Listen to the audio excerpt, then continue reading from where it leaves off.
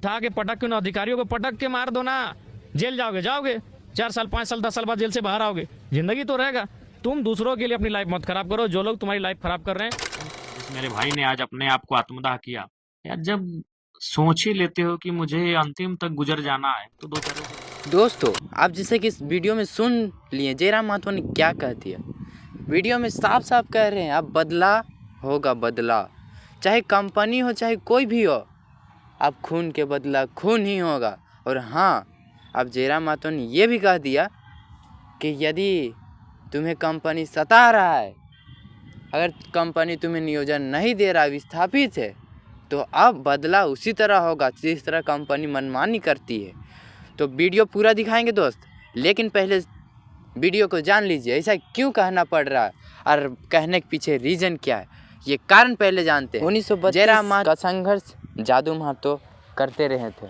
उन्होंने ज़मीन दिया था कंपनी को जब ज़मीन दिया और उसे नौकरी नियोजन ना मिलने पे उन्होंने काफ़ी संघर्ष किया, और संघर्ष करते करते उन्होंने ठान लिया कि यदि हमसे नहीं हो पाएगी तो हम आत्मदाह कर लेंगे, क्योंकि उन्होंने अपने आप को बहुत ही कंपनी के द्वारा संघर्ष जारी रहा था। इन्होंने 1932 खतियान को लेकर बहुत ही सक्रिय रूप से आंदोलन में भागीदारी भी थे, और इन्होंने आत्मदाह करने का कारण था कि कंपनियों द्वारा कही गई बात जादू महतो का सुना नहीं गया, इन्होंने लास्ट में आत्मदाह किए। तो जयराम महतो ने इसमें बहुत बड़ा बात कही है, क्योंकि अगर आत्मदाह करना है ना तो आत्मदाह तो मरना ही है, लेकिन आत्मदाह ना करे, कंपनी का हिसाब लेके मरे।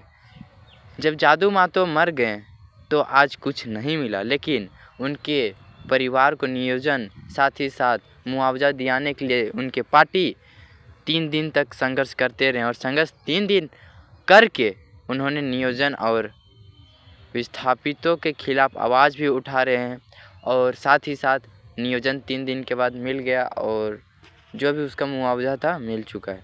लेकिन दोस्तों, आज तो जादू महतो ना रहे, इसीलिए जयराम महतो कह रहे हैं कि यदि कंपनी जिस तरह व्यवहार कर रहे हैं, अगर हम लोग भी उस तरह व्यवहार करें तो कंपनी अपनी जगह फिर से ले लेगी। क्योंकि आज झारखंड के साथ ही ऐसा क्यों हो रहा है, झारखंड के लोगों के साथ शोषित पीड़ित लोगों को विस्थापित सब यहीं के लोग है कहाँ झारखंडी। वीडियो देखिए पूरा। जादू महतो और शिवशंकर महतो उनकी पत्नी को 12 दिनों के भीतर नियोजित किया जाए। दूसरा जो उनका ज़मीन का जो विवाद चल रहा है 5 एकड़ 72 डिसमिल, चूँकि वह ज़मीन 1960-61 में अधिग्रहण किया गया है, उस समय सेल कस्टोडियन थी और सेल ने बीसीएल को हस्तांतरित किया है। तो उसकी सत्यापित हेतु जो संबंधित पदाधिकारी हैं उनके कार्यालय से दस्तावेज जांच किया जाएगा, और जांच में नियोजन की स्थिति में नियोजन और मुआवजा की स्थिति में मुआवजा देना होगा।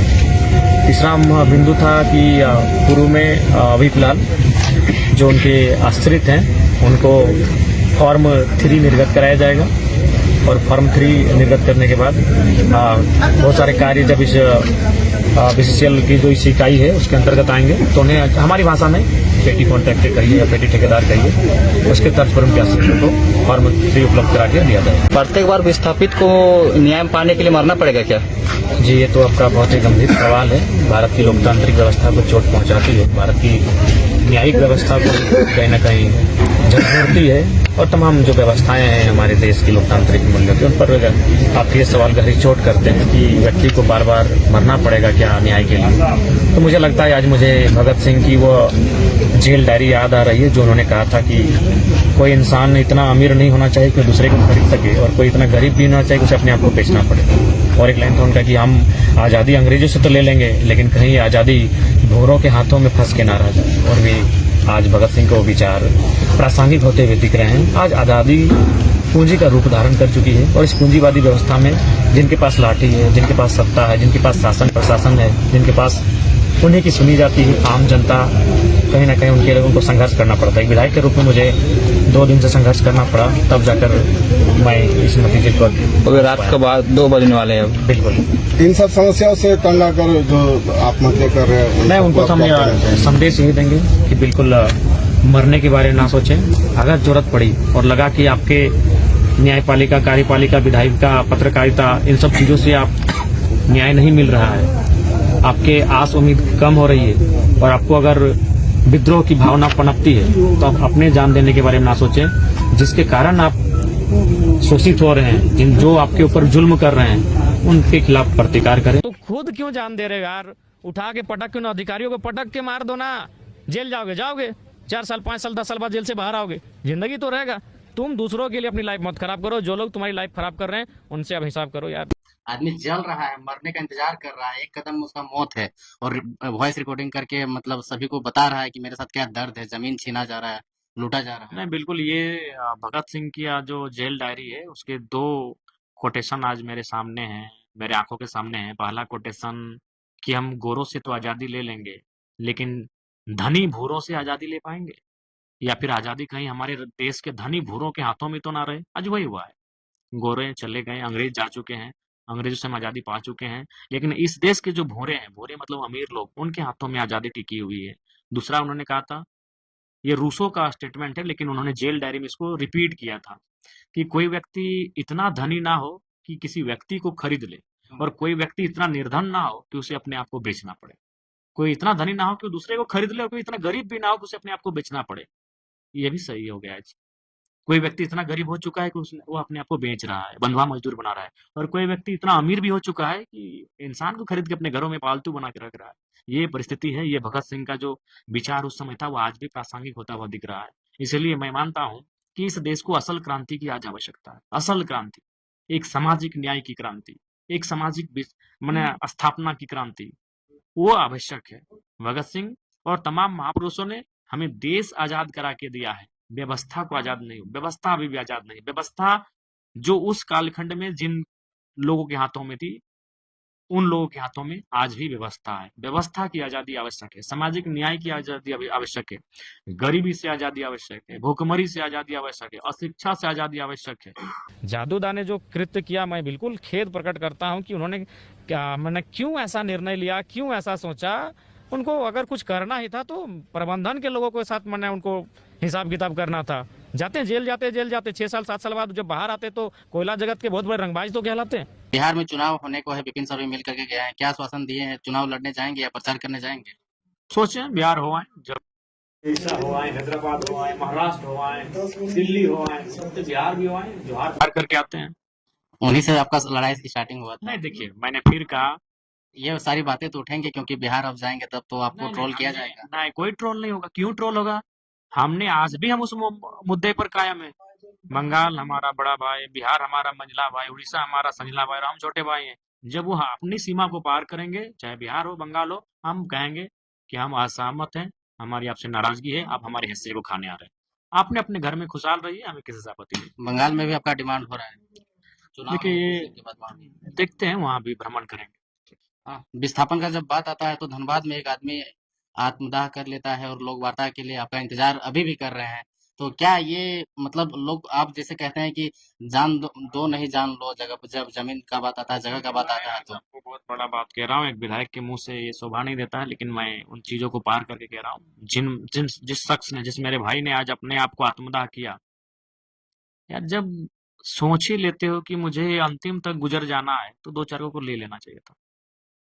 आदमी जल रहा है, मरने का इंतजार कर रहा है, एक कदम उसका मौत है, और वॉइस रिकॉर्डिंग करके मतलब सभी को बता रहा है कि मेरे साथ क्या दर्द है, जमीन छीना जा रहा है, लूटा जा रहा है। नहीं, बिल्कुल ये भगत सिंह की जो जेल डायरी है उसके 2 कोटेशन आज मेरे सामने हैं, मेरे आंखों के सामने हैं। पहला कोटेशन कि हम गोरों से तो आज़ादी ले लेंगे, लेकिन धनी भूरों से आज़ादी ले पाएंगे?